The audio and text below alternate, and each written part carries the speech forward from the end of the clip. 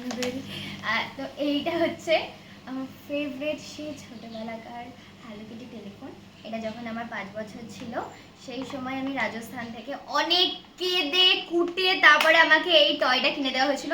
কারণ আমি রাজস্থানে প্রচুর টয়েস কিনেছি, মানে প্রচুর প্রচুর প্রচুর, মানে ওর পেছনে যে কত টাকা গেছে যে কি বলবো।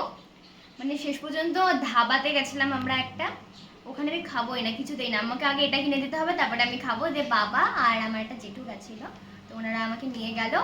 একটা ছিল হচ্ছে বানানা শেপের, ওইটা একটু বেশি দাম ছিল বলে আমি কিনিনি, তো এইটা কিনেছিলাম। একটা এখনও আছে।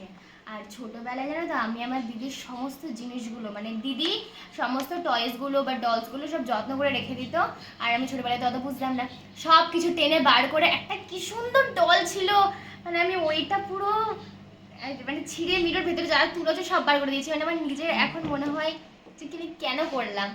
দিয়ে তারপরে যখন আমি দিদির জায়গায় আসলাম, দিদির বয়সে, সেই সময় আমি কি করতাম, আমি সুন্দর করে সমস্ত টয়েসগুলো সাজিয়ে রাখতাম, যার কারণে এখন এই টয়টা আমার হাতে আছে। আর যদি আমি এখনো বাজানো যাচ্ছে। হ্যাঁ হ্যাঁ, এখন একটু একটু ডিস্টার্ব হচ্ছে, অনেক বছর তো ইউজ করা হয় না, যার হচ্ছে না হয়েছে। Hello, bye bye.